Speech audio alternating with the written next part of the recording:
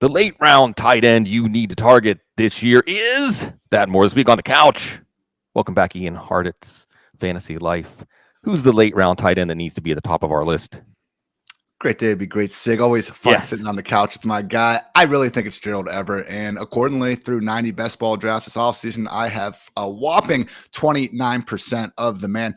So just the way it works, man, I was kind of ranting about this the other day on the old Twitter sphere. But when you're doing your rankings, like, one thing that annoys me with it is you're not incentivized at all to really go against the grain of even ADP, because even if I truly believe in all of my hearts, and I actually do think this, that Darren Waller will score the second or third most points among all tight ends this year, why rank him at tight end 2 or tight end 3, even if I believe that, when I can get him 30 plus picks later by ranking him closer to where he's going at ADP? And that's honestly my struggle with Gerald Everett, because when this man is going tight end 18, pick 156 off the board in these early drafts, I look at players like Dalton Schultz. I look at guys like Cole Kmet going, again, rounds ahead of him, depending on the draft you're in. And I just don't see it. We have an ascending Chargers offense. Justin Herbert is third in the NFL, projected to lead the league in passing yards.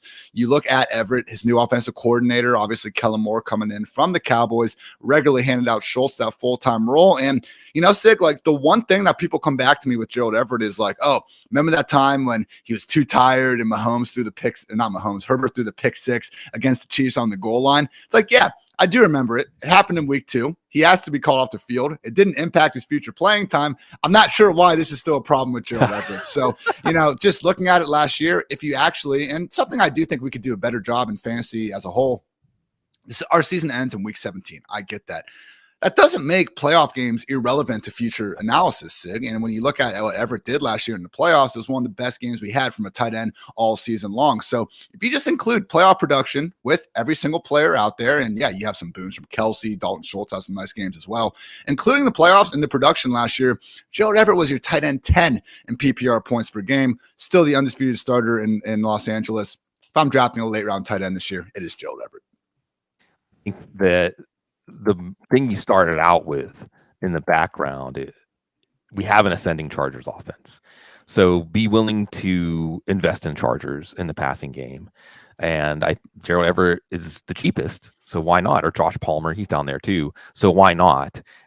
You mentioned Kellen Moore. So the math is something like, and I think we can say this for Baltimore too, the math is the delta, the rise is going to be how much was the previous offensive coordinator holding back the offense, plus what the new offensive coordinator adds with Kellen Moore.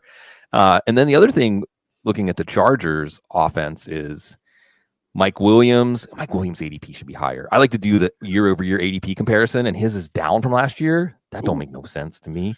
And Keenan Allen, still good, but potentially an injury risk. Quentin Johnston enters the conversation here. But yeah, you want to get in on these offenses, especially when we're at this part of the calendar. And I like to think of things in terms of offenses first and then players as a part of the offense. The offense, the biggest gains we can get are the deltas in offenses, how big the pie is going to be for offenses as a whole. Now, I really want to drill down on something you said, and we'll get back to specific player takes and whatnot, targets. Sure. You talked about rankings versus ADP. Yeah. And you mentioned something that I think really resonates when you say there's not an incentive to rank based on your actual beliefs. And this is something that absolutely, I don't want to say it's a problem. I mean, it's we're doing fantasy football. Come on. But when I do my rankings, Ian, I just try to send messages with my rankings. And really, and this is where we get to like accuracy ratings and things like that, and how that might be skewing things in a bad way as people strive to have the highest accuracy ranking, whether it's in the given week or whether it's over the course of the season. And I do remember, and let's just say the name, right? Fantasy Pros, like the elephant in the room. I do remember back whenever I was in the Fantasy Pros database, one thing that I forget who it was in the New York Times, and this is rare. This is like one of the rare times I'm going to talk about myself and my fantasy football profile. The New York Times writer was breaking down the Fantasy Pros accuracy, and what I was proud of, I don't think I was ever like first or second or third, maybe like in a given week or something like that. But he isolated my rankings as the most accurate of the people that are willing to go out on a limb for outliers, right? Awesome. And I do remember that one of the things Fantasy Pros used to do, and maybe they still do, is specifically isolate like these 10 players, where the 10 players, maybe the 5 that outperformed expectations and underperformed expectations the most, and who had the highest and lowest rankings on those players. And that's actually the most important fantasy football projection ranking skill. So really, we can look at your rankings or Dwayne's rankings or my rankings or anybody's rankings that you want to say, and whether the rankings are useful or not has nothing to do with the players that you rank the same as everybody else, even though there's a high incentive to do that. It's the players that you don't. And I just try to sometimes, and Matt Waldman is fantastic at this. And I said this, and I needed to be a little more refined with my words. I said, you don't care what people think. And he does care what people think. Obviously, he's a kind and wonderful person.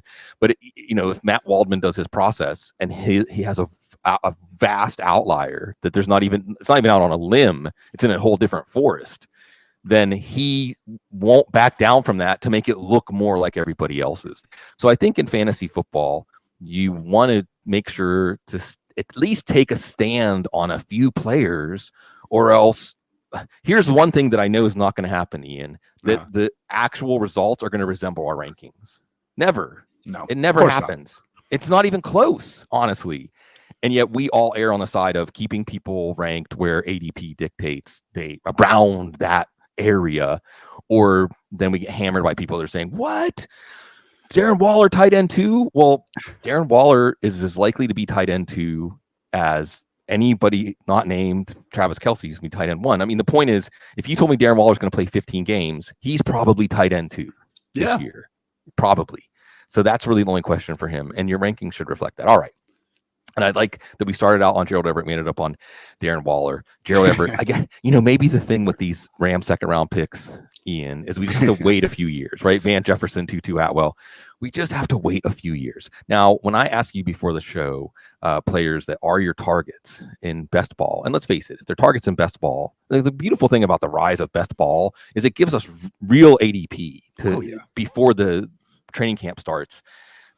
Because it should be somewhat similar to redraft. And in so much that best ball ADP and redraft has some sort of gap, redraft ADP should resemble a best ball ADP more, because what does best ball ADP really emphasize? Upside, week to week upside, and season long upside, which is what you should be drafting for anyway. You've got the waiver wire and other stuff to patch over places where you sacrifice depth for upside. Okay, I was excited because other than Gerald Everett, the 2 players you named were Pittsburgh Steelers. And we can talk about the Steelers as an ascendant offense, although it's more like an ascendant offense the same way that like the highest point in New Orleans is 41 feet above sea level or something. It's like the Broncos last year, 32nd ranked offense. Nowhere to really go but up. Right. So the Steelers have a couple of targets in your best ball portfolio. Why? Because don't hate the players, Sig. Hate the ADP. And right now, I freaking love these ADPs going for both Jalen Warren and Deontay Johnson. So with Deontay, man, like, I get it. Didn't score a touchdown last year, but you know what? Like, to not buy Deontay Johnson right now, wide receiver 34, was going closer to wide receiver 38. You just have to think he's bad at football. I mean, because you look at the offense and they've been willing to feed this dude 150 plus targets. He is one of the top 15 highest paid wide receivers in the league in terms of a dollar per year basis. And look, if we had seen this for years and just like one time after another, my God, Deontay can't do anything out here with this opportunity, maybe I'd be more willing to buy into it. But in this exact same Matt Canada-led offense in 2021 with Ben Roethlisberger, old man, we could not stop making fun of how he could not throw the ball down the field. Deontay was the overall wide receiver 8, man, in terms of PPR points per game. So now looking at it like, yeah, last year sucked. I get it. You drafted him as a low-end wide receiver 2. He finished as a borderline wide receiver 3. Did not get your value. All of a sudden, he's being priced as a borderline wide receiver 3, and we're only 1 year removed from that top 8 finish. So again, I just think it's a great chance to buy a guy closer to his floor than his ceiling. And it comes down to, I think, if you haven't been in the best ball streets, maybe you're not just comparing him correctly. Because when I see Deontay going next to guys like Treylon Burks, Mike Evans, Jordan Addison, we don't have to buy him next to legit number one wide receivers in other offenses. That's what he is in Pittsburgh. I mean, let's face it, we're actually able to buy him next to fellow target hogs with unfortunate situations under center. So I think Deontay in that tier of wide receivers, it's really one of the last chances you get, especially an underdog where these guys just fly off the board like faster than ever at this point. It's one of your last chances to get a true target hog wide receiver one. And, just looking at who the cheapest, again, guys in the NFL are that are going to be seeing 120 plus targets, Deontay is certainly one of those. Yeah, Deontay. And what you hope is, I think if the Steelers are going to remain an uninspiring offense in terms of run-pass split, they're not going to become a pass-heavy offense. The defense is probably getting better. The offense, the running game was really coming on at the end of the year last year. So you're not going to have, and let's face it, part of how Deontay Johnson finished as wide receiver 8 2 years ago was under Ben Roethlisberger. It was a pass-heavy offense. That was the main mode they moved the ball. And they're really starting to come together late last year as a running team. And this is going to be a team that wants to win, at least from an offensive point of view, kind of win ugly, or at the very least not win with a fireworks and a high wire act. I think the best thing going for Deontay Johnson is the potential improvement in this offense, efficiency-wise, improvement in Kenny Pickett, improvement in the offensive line. And Deontay Johnson actually is a good downfield receiver. I mean, the fantasy value came from volume and uncovering early in routes and being able to be a dink and dunk type target. But if Allen Robinson becomes that reliable third down target type possession receiver for Kenny Pickett, then that can free up Deontay Johnson, hopefully, to do some more stuff outside. And you just hope it doesn't take too much of his target share away. That'll be something to watch. As we're talking about the Rams follies, right? The Allen Robinson and the Rams follies. Now, Jaylen Warren's the other one. And I'll just serve it up to you this way, because I've brought up to folks in the Twitter sphere that the Steelers have a running back committee. They're a committee running back team. They like Jaylen Warren a lot.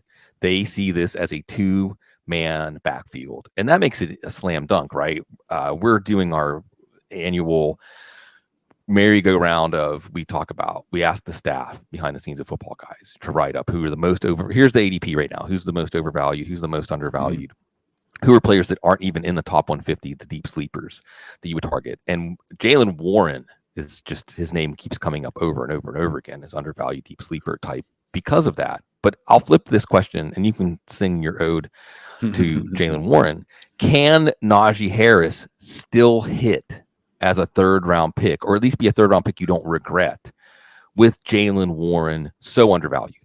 He can, but when I look at Najee, and again, I think we all agree, Steelers offense, not exactly the most lethal group that we're trying to target out here. Like Najee, I know he played with the steel plate in his foot, and he was a little bit better when he got back, still wasn't putting up world-beating numbers. And, okay, even removing 2022, wasn't doing all that great in 2021. He got there on pure volume and a bad offense. Like, what's the difference between Najee Harris going, let's see, pick 36, and, James Conner and Rachaad White going 50 picks later, man? Like, it's just one of these things where it's not even so much Najee. Like, I can see how it can get there, but in this wild time we're living in where the RB, dead zone almost doesn't exist as much anymore, because usually the inefficient veteran grinders who we don't even like that much because they're in bad offenses, but, they're going to get 20 touches and we're going to have to move them up the ranks. Those guys used to be going round 3, round 4, round 5. In Najee's case, he still is, but in Conner and Rachaad White's case,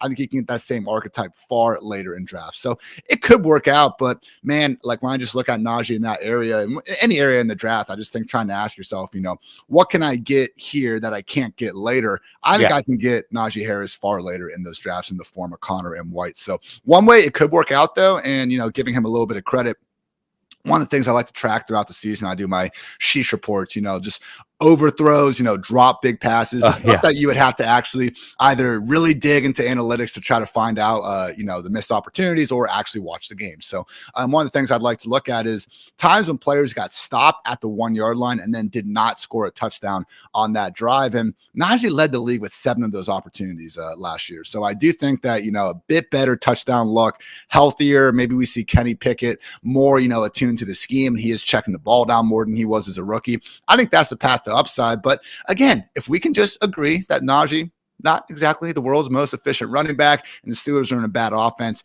can't quite get behind, the gulf of an ADP difference between him and guys like Rachaad White and James Conner. And then just to put a punctuation mark on this conversation, I don't want to put words in your mouth. Why was Jaylen Warren one of your top 3 targets to date? Yeah, no, and it comes down to one of the things you said where this did actually become more of a 2-back committee than we've ever seen, in past Steelers backfields. And while we did not get the opportunity to see Jaylen Warren take over as a feature back, I mean, this is one of the very few remaining backfields, I think, where we can actually expect the coach to lean on one single back when he has to. I mean, whether it was, Le'Veon Bell's suspension, then D'Angelo Williams is taking over during the first 3 weeks of the year. Le'Veon sits out and James Conner just steps into that role and starts balling out. I mean, Matt Canada, who's still back there. I know we don't love all the things he, is doing with the scheme wise, but his willingness to leave one running back on the field when he is forced to is second to none. So again, Warren has been good enough right now to challenge Najee for that spot. And I think that Warren arguably profiles as one of these flex with benefits types where no, I don't think you're going to feel great about putting Warren into your RB2 spot, maybe not even your flex spot more weeks than not. But I think as long as he's getting that, 70-30, 60-40 split and getting the, smaller side of that, we can get at least a few usable weeks, even if Harris doesn't get hurt. But if Harris gets hurt, man, I really would not be surprised if we see Warren, playing 90% plus snaps. So, hey, with all these guys and the efficiency, when we look at situations like Zeke versus Pollard, Herbert versus Montgomery, and Harris versus Warren, I do think it's fair when we have Warren averaging an extra yard per carry above Najee. Just every single stat out there, Sig, he was better than Najee Harrison last year. And the initial inclination is, okay, well, it's a lot harder to maintain that efficiency with, 300 touches versus 100, which is fair. But man, they faced 8+ defenders in the box on the exact same percentage of their carries last season. So it's one of those things where they were in the same offense with the same opportunities against the same defensive looks. And Warren was a hell of a lot better. Yeah, I love going to your Twitter page all the time, Sig, because you do such a great job, parsing through some of the camp reports and seeing, what's BS and what's actually good. And sure sounds like the Steelers, haven't forgotten what Warren was able to do last year. Again, not expecting him just to take the job from Najee Harris, but I think there's sneaky flex value there and home run, as the kids would say, league winning upside. Yeah. God forbid something happens to Najee. Yeah, I think you isolated that well, the factors that we should be looking at. And the reality is that Jaylen Warren was just a better running back than Najee Harris last year. That's just that, whether you want to look at it through metrics, whether you just want to watch the games. And here's the key. Forget that Harris was a first-round pick and forget that Warren was an undrafted free agent. The Steelers sure have. I always like to say, Ian, the good organizations forget about draft capital basically the second they show up to a rookie minicamp. Yep. It doesn't matter. Seahawks, another one of those. Oh, yeah. You got to have legit competition, and not just legit competition, but legit competition that the players are aware of. Like, the best players will play. The players that perform will play. And it's demoralizing, I think, for some players. And, Ian, what would be really fun in an alternate universe kind of way is the Jalen Strong, I think, pointed out how, like, he was doing everything he thought he was supposed to do to get on the field, and Bill O'Brien just wouldn't play him. I mean, I'm very grossly oversimplifying this, but go look it up. And there's probably a more than a handful of players. I saw one recently, Sig, Trent Sherfield, who's now on the Bills, and he's done some good things over the years. Undrafted guy, can absolutely fly out there. But he talked about coming in the Cardinals camp, outperforming all the receivers they drafted, and pretty much being told in one way or another, like, hey, man, you're doing great, but we got to give these guys we drafted a shot first. Yeah. Ryan Riddle, the great Ryan Riddle, the man has a soul, heart of gold. When he left Cal, he was the all-time leading sack master there. He said, early picks have to prove they can't play. Late picks have to prove they can. Well said. So anyway, I think that also plays into why Najee Harris, with a similar workload, maybe not efficiency per touch, to Rachaad White or James Conner, is going so much earlier because he was a first round pick. I think people just hold on to that. He was a first round pick. Yeah. White wasn't a first round pick. Connor wasn't a first round pick. And I think that's something that we can do now. Again, assumption of rational coaching. If coaching staffs are skewed or maybe being forced to be skewed in their allotment of playing time based on investment, this is going to be a really fun one if Ezekiel Elliott comes back to Dallas, right? Ezekiel Elliott, $12 million Ezekiel Elliott gets this much work. League minimum Ezekiel Elliott gets this much work, even though when you watch them, they look like roughly the same guy. You said something that I want to open up here. The running back dead zone doesn't exist. Well, I'm going to lead in with why I think the running back dead zone existed in the first place. Mm-hmm. And then you can incorporate that if you want to or not into how you want to unpack that statement. Sure. The running back dead zone doesn't exist. I think the running back dead zone existed in the first place because we have a certain amount of confidence in running backs that pushes them up to the top of the board. Like if we have any confidence in running backs, we're going to take them in the top 3 rounds. Like it's just the nature of supply and demand at the position. And especially with the advent of running back by committee as a default approach, right? I love to say I'm old enough to remember when we told them running back committee's coming, then they said, that's crazy. And now we're fully on the other side of that. So those running backs that aren't in full-blown committees are even more valuable. And then there are the running backs that we don't have that confidence in. And the amount of confidence, it's not the slope there, Ian, is not linear, right? It has a steep drop-off. But the distribution of running backs in the draft is linear, right? Like that drop-off, it's usually around running back 12 or 13 or 14, somewhere in there. The running back 15, we have a lot less confidence in, but yet he goes off the board like 3 or 4 picks after running back 14, right? And it means that because of that linear distribution of running back picks through a draft, we have a lot less confidence in the next few running backs. And I would say just as a theory that there are more running backs that we have even in the 3rd round this year, Ian, less confidence in. I think if there is a quote unquote dead zone or that confidence drop off, it's happening even earlier. I would argue it's happening even earlier at wide receiver too. Like during the 3rd round of your draft, you should feel a shift in the quality of players. Yeah. And this is where auction is fun. Because if in an auction, you could just say, you know what, I'm going to get 4 second-round picks and 8 12th round picks. That's how I'm going to spend my wallet. And you don't get to do that in a snake draft. But it should affect your draft, knowing that this landscape is changing. And when we're talking about ADP, we're talking about perceived value versus actual value. Mm-hmm. So how, as you've done your early best ball drafts, as you're doing all your work at Fantasy Life to make people smarter fantasy players, how does this observation, the running back dead zone doesn't exist this year, how does that inform you? It's, again, I think the 2 things you'll notice if you haven't been drafting much this summer, which, I don't blame you. It's freaking June. Anyone out there listening, keep doing your thing. But the 2 things to notice real quickly is how wide receivers are being pushed ahead of running backs like never before, and having these high-end dual threat alien sort of quarterbacks going, heavy inside the first few rounds. We've always had a few of these guys, over the past few years, top 50, overall ADP quarterbacks. There's been 3 or 4 this year. Right now, though, there's 8 out there. And I think what you kind of talked about is certain amazing archetypes of running backs are kind of have in the past pulled up lesser guys just because, we do have these top dogs at the top of the ADP. I think we're seeing that with the quarterbacks too, like guys like Josh Allen and Patrick Mahomes and Jalen Hurts, because they are so high. It's almost like Trevor Lawrence and Justin Herbert and these guys who, I'm not saying they can't smash in their own right, but in the past, maybe we'd be seeing them going around 8 or 9. But when the initial top tier of those quarterbacks is now being moved from round 4, round 5 to round 2 and round 3,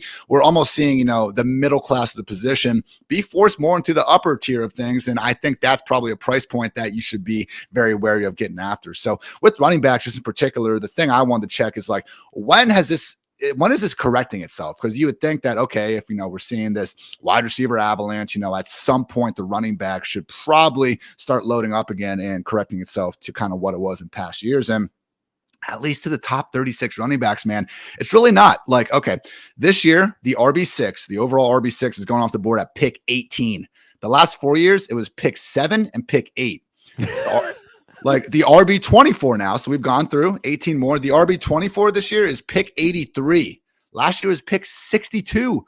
That's almost a 2-round difference between when the 24th running back is going off the board. Even the RB 36, man, like we're still seeing a 14, 15 pick difference this year relative to later years. So, hey, it's one of those things where I have been taking most advantage of it because I still do want these receivers as well. I mean, picking from non-top 50 guys out to position isn't going to be a fun time either. But when you start looking for me at where the real sweet spot is, I do think it tends to get in that early, round 2, 3 turn point of things. Because for the first time ever, we're getting legit upside RB1s, the Pollards, the Nick Chubbs, if he gets the franchise tag situation figured out. I think the Josh Jacobs as well deserve to be in there. We're getting guys that, Sid, Josh Jacobs just had 2,000 total yards, almost had a touch count that started with 4.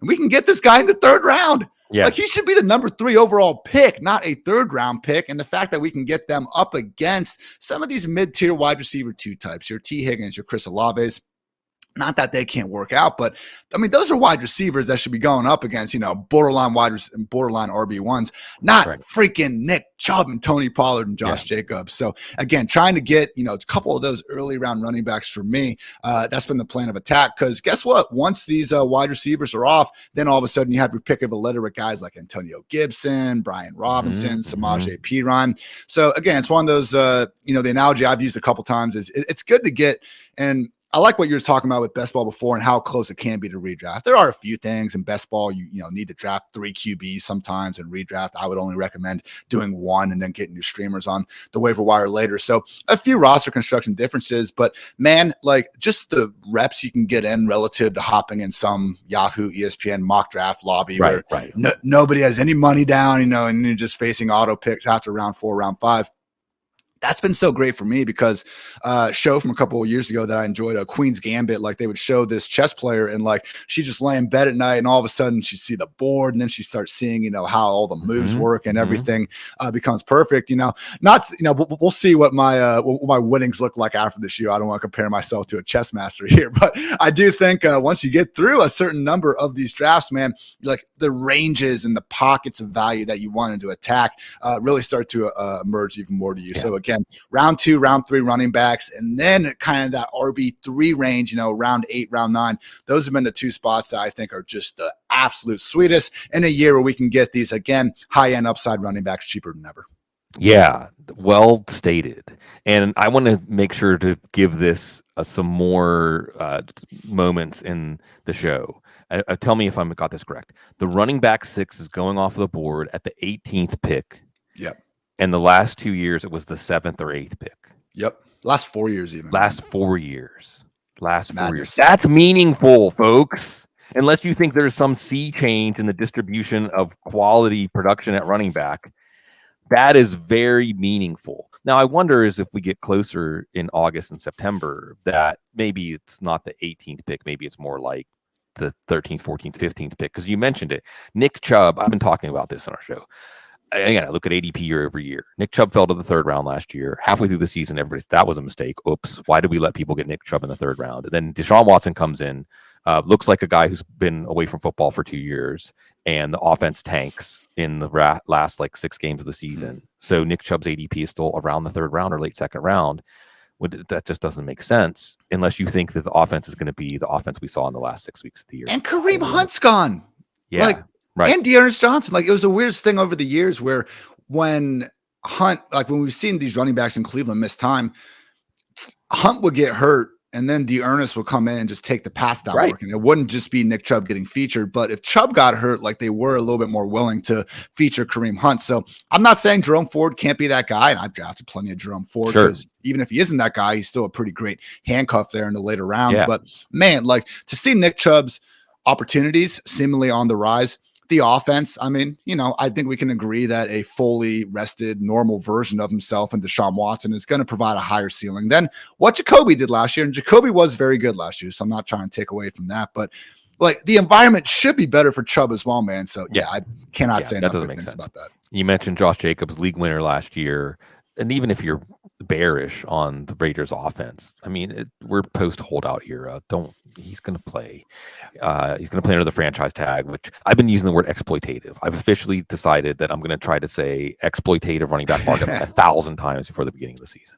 And that actually helps the case for Nick Chubb getting more work, because sadly what's in the team's interest, which is, if we're not really going to pay this guy and be on the roster next year, let's use him up this year. Yeah. And Tony Pollard is just absurd. Tony Pollard should be going in the late first round, early second round. He should be a top 15 pick in every draft. So you can plan your drafts for now, knowing you can get one of those running backs in the late second round if you draw an early first round pick. And it fits nicely, and maybe get a second one after the 2-3 turn, or it's really not even irrational to take two of them around the 1-2 turn. Or Bijan Robinson can mix in there too. But and we started out talking about the running back dead zone, and it makes sense that if the running back 6 is going 10, 11, 12 picks later, then where the running back dead zone starts, or whether there's even a clear demarcation between running backs we want at ADP and running backs we don't. It starts to blur. Is there anybody in the running back dead zone, that 4th, 5th, 6th round? Because you mentioned you want to take your running backs in the 2nd and 3rd round and then sit it out for 4 or 5 rounds and then start taking. I love the Antonio Gibson mention, by the way. He's absolutely a target of mine. Are there any running backs in that area that you might make an exception for?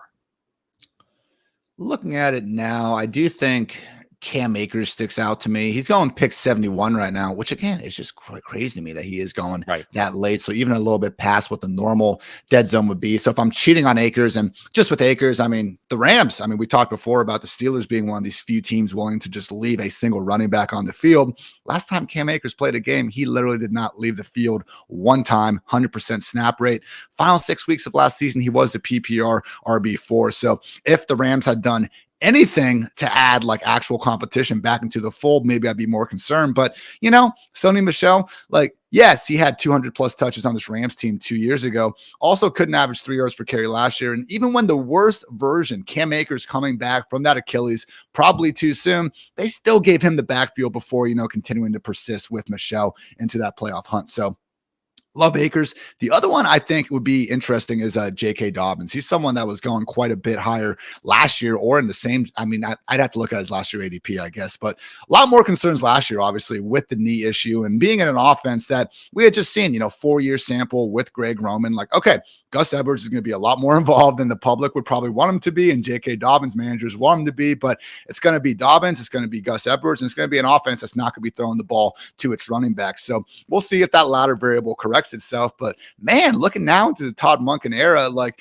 okay, could they pass the ball more? Perhaps, sure. But the other thing that I think is being, underrated here is, what if Monken looks at Dobbins and Gus Edwards and says, yeah, Dobbins, you're our RB1, but instead of you being our RB1 in this 50-40 split, let's go ahead and make it, a 70-30 split in favor of him. So maybe even get that 10% Justice Hill out of here for once. Sure. So with Dobbins, again, man, if we're looking for someone, maybe this year's like Miles Sanders, and I think Sanders was going low, even cheaper than Dobbins last year. But just a running back who might not give us as much pass game volume as we want, but we know they can average a high yards per carry amount and just make the most out of 250 or so carries.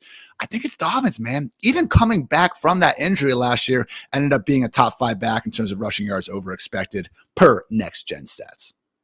And I think that again, the lens of let's look at previous year's ADP. It's I think that J.K. Dobbins' ADP is lower than last year. I mean, if we're talking about, I think so. I might not be right about that, but last year there was a lot of warning signs, red flags, that he wasn't going to start off the year at full speed, and it might even be greater than that. And indeed, it was. This year he's healthy and he's playing for a new contract in that exploitative. That's twice in the show. Exploitative running back market.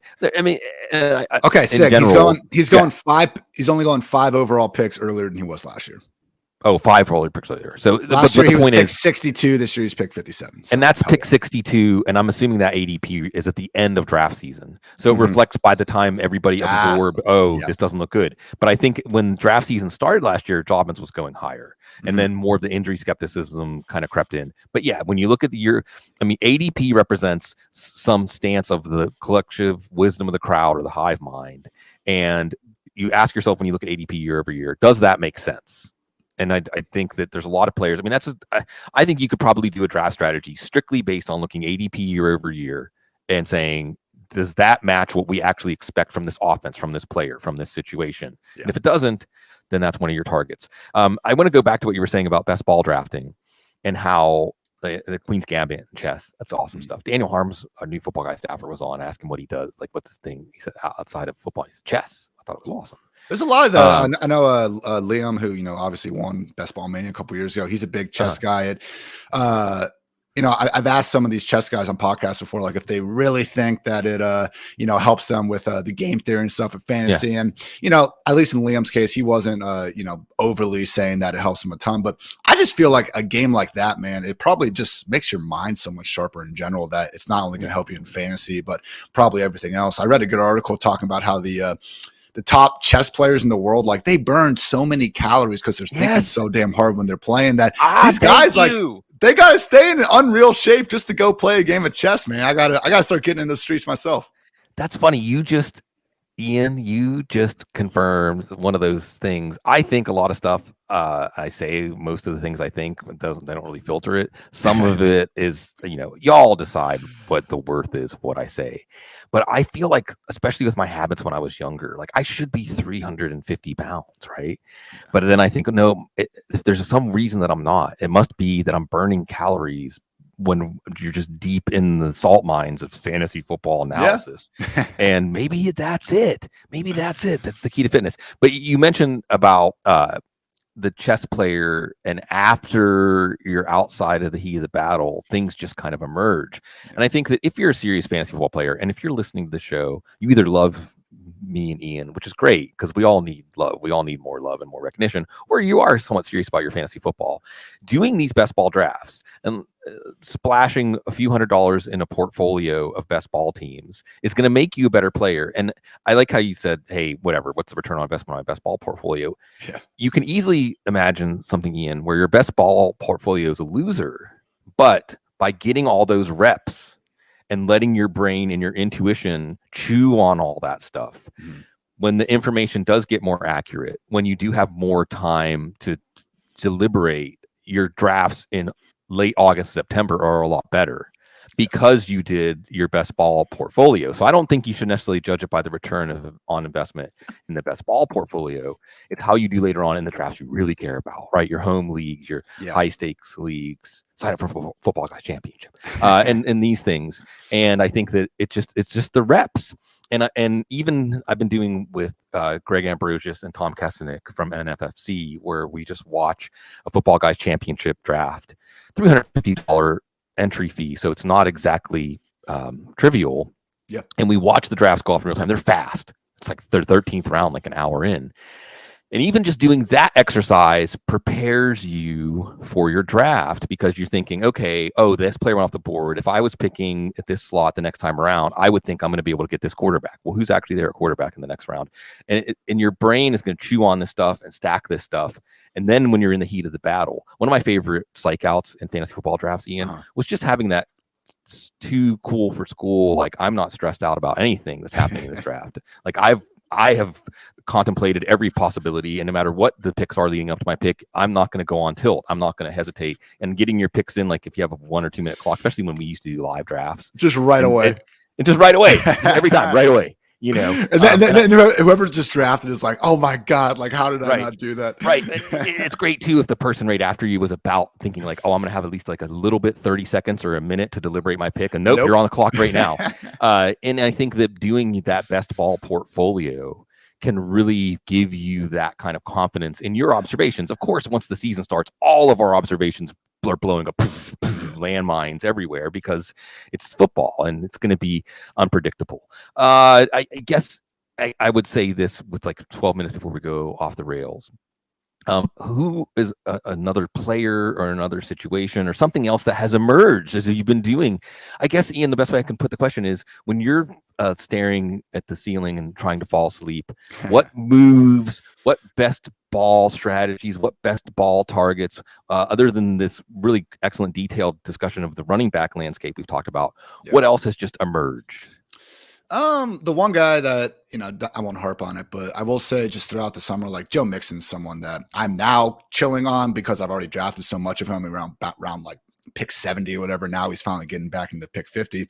Once we know that Joe Mixon is going to be the Bengals feature back, which it's not a complete given yet, but reading the tea leaves, trying to read between the lines, what the coaches have said, what the team has done to actually address the loss of Piron and free agency and stuff. It's a whole lot of nothing. So I do anticipate Mixon being the lead back for Cincy, and then he's going to be in the top 12. And, especially in a best ball mania format, trying to win against 666,000 other entries. I do think just taking stands on guys like that in June and then getting that sweet, difference in ADP when it comes time for August makes a lot of sense there. And Alexander Madison was a similar player that, again, if you were tuned in, you can get some great value on.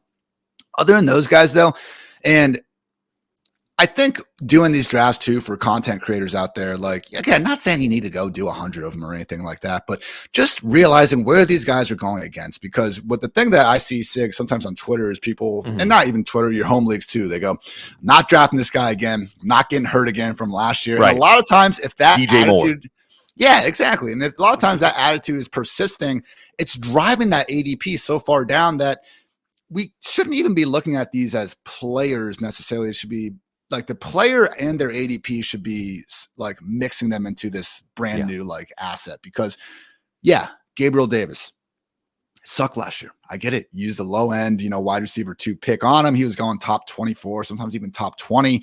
And, we were still riding the high from that incredible 4 touchdown game he had against the Chiefs, and that classic playoff game, obviously. But with Gabe Davis, man, he burnt you last year, but he finished borderline wide receiver 3, similar argument as Deontay Johnson. And now he's being priced as a borderline wide receiver 3. So being able to add some context, why did he bust last year? Well, a high ankle sprain in week 2 certainly didn't help matters, but guys played through injury. We kind of forget about it. And then we don't actually give them, that leniency at the end of the day. So Gabriel Davis, Kadarius Toney, these guys that I see, not drafting them no matter what, like, I'm sorry, that's a horrible strategy to have on these players when, not drafting them no matter what. We're seeing them go against George Pickens, Quentin Johnston, Brandon Cooks, Jahan Dotson, Treylon Burks.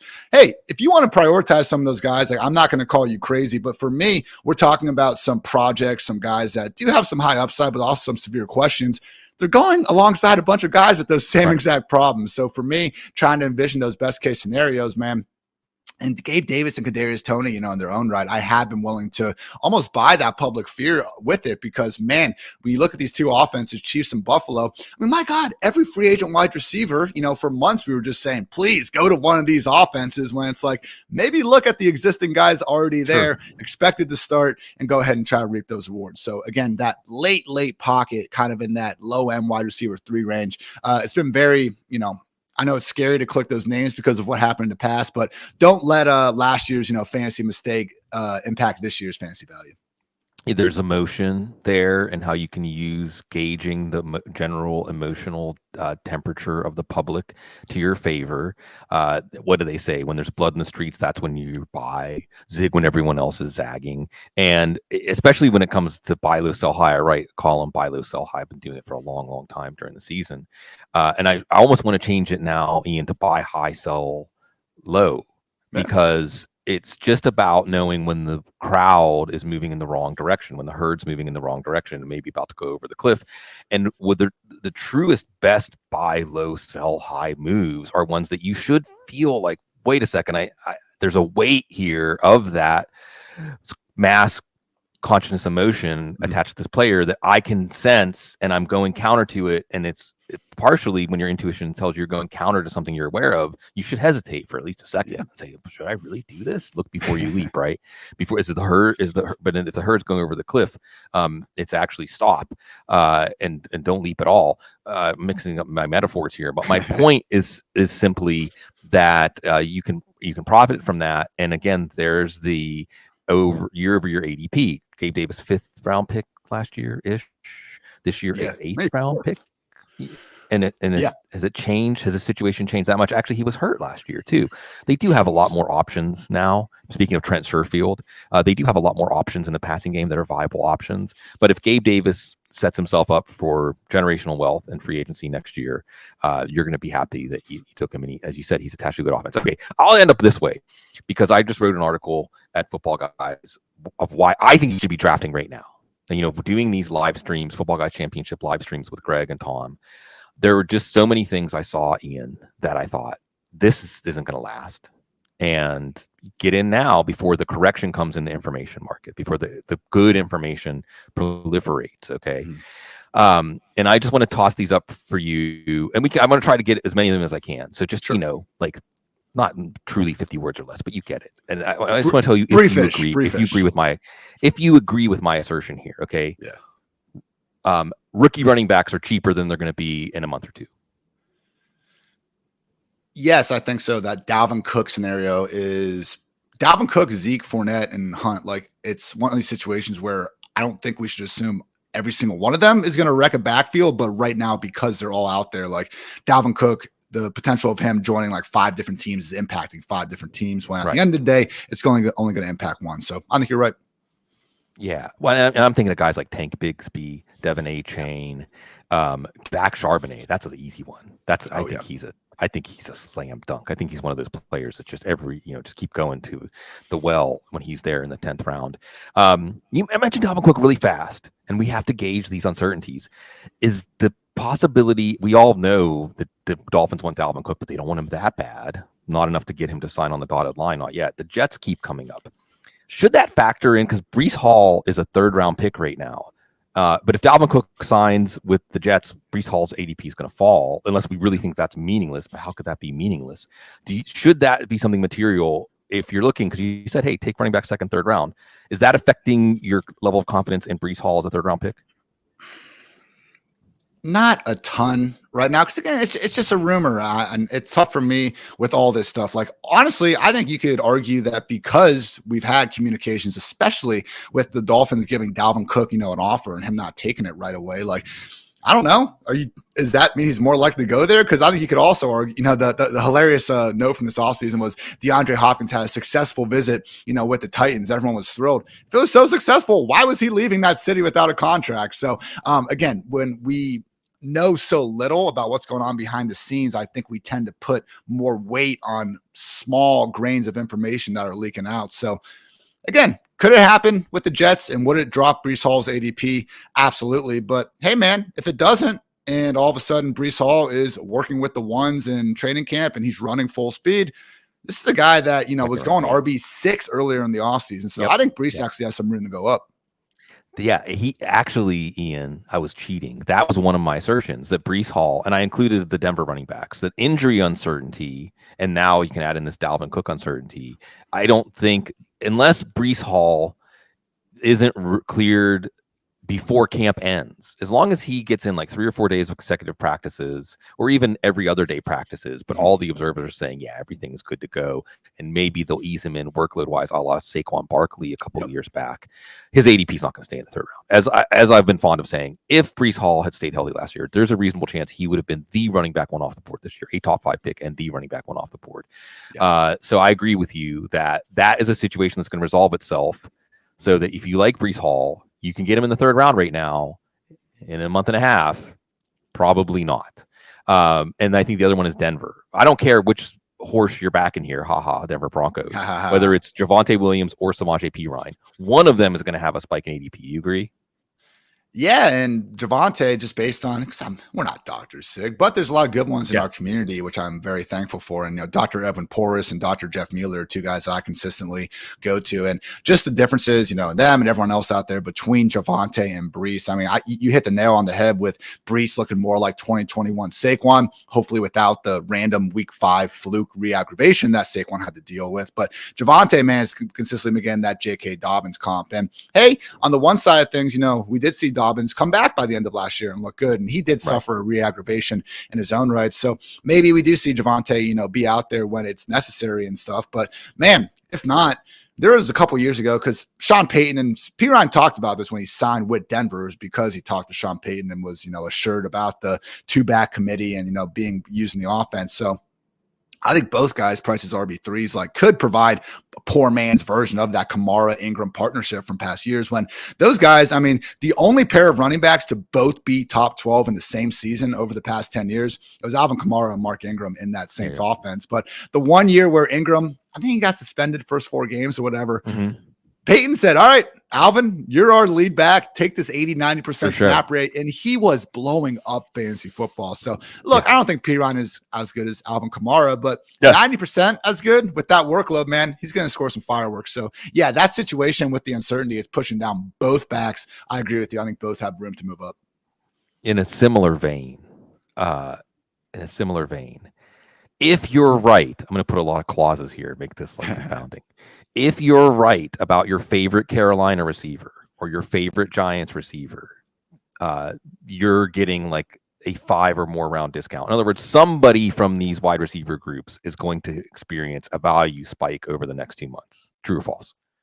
True. And I think you could argue New England, although, I guess Juju's getting the benefit of the doubt because of that. But I actually did look at I took the cheapest, QB, wide receiver 1, wide receiver 2 stacks in terms of their combined ADP. And it was Texans, Titans, Patriots, 49ers, just because the quarterback situation is so messed up. The Falcons, the Panthers, and the Giants. I think the Panthers and Giants actually came in as the 2 single cheapest situations. So if I had to throw some darts there, I'd lean Mingo for the Panthers and probably Hodgins for the Giants. But yeah, I mean, again, if you're looking at these guys and you're throwing these late round darts and you're saying who has a chance to, with literally 1 week, we see the week 1. I say this with Dre McFarland a lot. Like if we're talking about tight ends, like we're talking Sunday night, week 1, and all of a sudden this guy has a 90% route rate instead of a 50% one. Like we're going to be booming up in a hurry. Both those situations match that to a T. Yeah. In other words, when you're throwing those darts late round wide receiver, throw it at the Panthers board, throw it at the Giants board. Uncertainty's our friend when it's pushing everyone down the board like that. That's it. You just said in like 5 seconds what I've spent 10 or 15 minutes talking about and what I spent some time this week writing about. You can take much more advantage of uncertainty now than you can on August 15th. Because there won't be as much uncertainty because we're going to get hard data from training camps about injury recoveries, about rookies' involvement, about new roles and new emphasis under new offensive coordinators, and so on and so forth. Okay, time to go off the rails. Last thing. Like, if you miss on these guys too, like, okay, if you pick Paris Campbell in round 17 and guess what? He doesn't end up being featured, like, I don't think he's going to fall off the board that much, man. Like we have the opportunity for these guys to rise up, but they're already being priced as these wide receiver 5, 6, even beyond that type. So like if you hit it, yeah, maybe we do get a wide receiver 3, but if you miss it, like I don't think you're going to be getting like a wide receiver 9 or 10 at that point either. Yeah, you expect in a best ball scenario, you expect your 17th round pick to not contribute anything. So it's okay. Nothing is ruined if he doesn't contribute anything. By the way, that would be my guy for the Giants, Paris Campbell. I have a Paris Campbell fascination. And for the Panthers, it would be Terrace Marshall. But the point is, monitor this stuff closely. The football guys, we've got our free daily newsletter. I said yesterday that when Cecil and I were recording, like we take the fire hose of news and we take a glass and we catch some of it and put a little umbrella in it and serve it up as a nice cocktail that you can drink instead of getting blasted. But I mean, because the fire hose is going to start and it's just sifting through all that stuff and figuring out what's meaningful. What's meaningful for me, and one of these days, maybe I'll just do a show where it's called Off the Rails and it's just us fantasy football people hanging out and getting to know each other better. I guess we'll all go in this direction. And boy, the Columbus Blue Jackets, it didn't happen for them this year. Last time we talked about the Columbus Blue Jackets. And then we didn't get the freaking number 1 pick either. Like Chicago needed anything else to go their way, man. I don't want to get. If you want to talk about unfairness, like that was kind of a moment when the Blackhawks. Sorry, Blackhawks fans, you got your championships.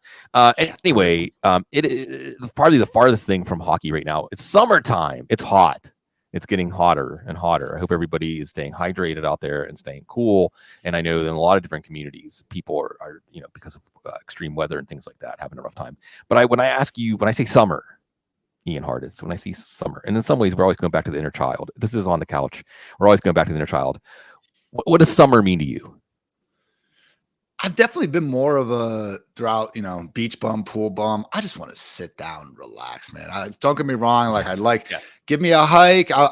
if I don't go to the gym and I try to relax after that, like I don't feel as good as if I did get a workout in and then I, give myself that chance to relax. But I do have some friends, we go on trips and they just can't sit still. They can't just sit in the sun for 5 hours. And, people on YouTube, you can see me, I'm pale as shit. Like I'm not even going out there and getting a good tan for my time, which is annoying. But man, like if I can just be sitting poolside with the fiance, having a couple drinks and getting some of these best ball drafts done, man. And even, trying to actually read a book and not look at a screen for a few seconds out of the day, man. That's been these last couple of years, especially, just peak relaxation. Cause, our, couldn't be more blessed to be in the job we're in, obviously, but it really is different than a lot of jobs in terms of the season is such, an uptick in work and pressure and everything that goes with it. So the more you can, I think, get your mind right and find a chance just to relax a little bit more often in the summer months, it's so good for everything, I think, because again, once August and September get here,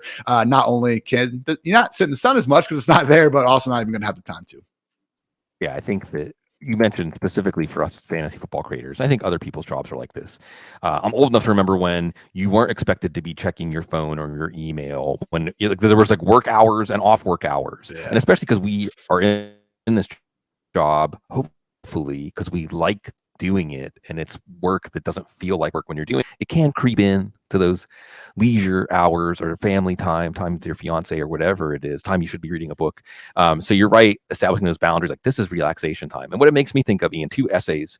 I think, I might not get this exactly right, Bertrand Russell, the incredible philosopher, had one called In Praise of Idleness.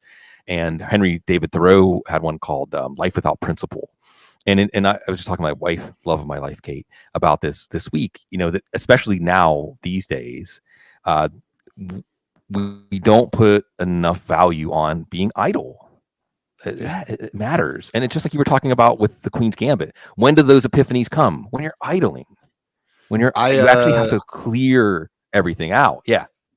I try to go for, I got a winter dog and, take her to the vet and she's got a few extra LBs and she should have. So I've been trying to get her on extra walks, but man, if I can get on 2, mile plus long walks a day, it's just, it's incredible. And when I was reading, I read it's a great series, but they converted it to like a book too. The Comedians in Cars Getting Coffee with Jerry Seinfeld. And big thing they talked about, and all these comedians, just how long walks really give them some of their best material and their best ideas and stuff. So yeah, man. And also just, it's so easy.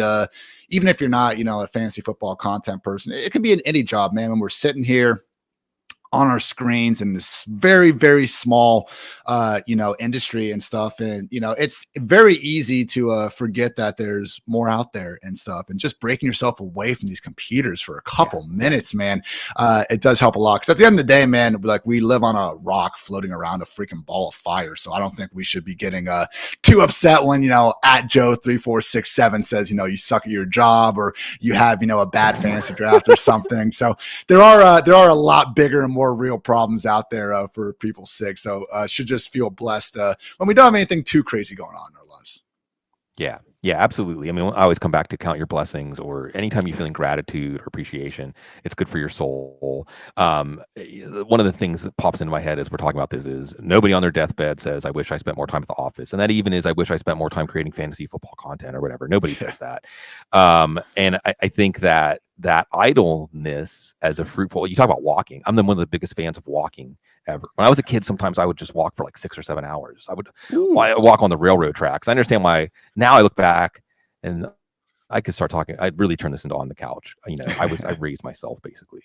But now I think, wow, I walked along the railroad tracks for hours at a time. But just walking, I think there's something about the repetitive rhythm and the way that your body kind of undulates that creates a meditative state. When you're walking, I could walk for hours. I love walking, and walking is just what I love about walking too. Is it's a form of exercise, and I'm pretty sure that running versus walking, you get not that much less value, especially as you get older, from walking in terms of fitness than you do from running. But when you're running, you can't be absorbing things that are happening around you. No. You can't stop and have a conversation with somebody. It's just like, please don't let me die. Something. I'm so freaking running is kind of like torturing yourself. Yeah. Exactly. And walking gives you a lot of it, just get ambulatory. You're going to get a lot of that same fitness value, but your mind is also going to get fed, and stuff's going to start bubbling up to the surface like that clear pond that reflects the picture perfectly. Go ahead. Yeah, I just think it's breaking that Oh, concentration. That was something in Matthew McConaughey's new book, which I thought was a decent enough read. But he talked about just needing to break a sweat every day, and then once you go, because like he was saying, your problems stack up like vertically, and then all of a sudden you break the sweat, and then you go back and look at those problems again, and all of a sudden they kind of just even out, and it's a way easier job just to piece them off one by one. So yeah, it doesn't have to be a run; it can be a walk, it can be sitting down and reading a book. I know some people meditate, a lot of things, but again, just when you stare at the same problem for days on end or hours on end, yeah, tough spot. You would think it's backwards logic to not just put more time into that problem, but I really do think that taking a little bit of time off, yes. like if work-life balance didn't help at the end of the day, I don't think people will be stressing it as much. If you could be better at work by only working all the time, I think that would be pushing it, but I don't think that's true. Yeah, the paradox, the contradiction. As Yep. in my philosophy studies, I always felt like when you get to the contradiction, that you've gotten to the truth. How do you become better at work? Work less. Yeah, Madness. and do it anyway to indulge yourself. Indulge yourself with content from Dwayne McFarland, a great friend of the couch, also Ian Hartitz at Fantasy Life. Take some time away from fantasy football, but if not, we're going to be there for you at Football Guys and all the other great content providers. We appreciate you all. We love you. It's a privilege to get to serve you. It's a wonderful opportunity to serve you.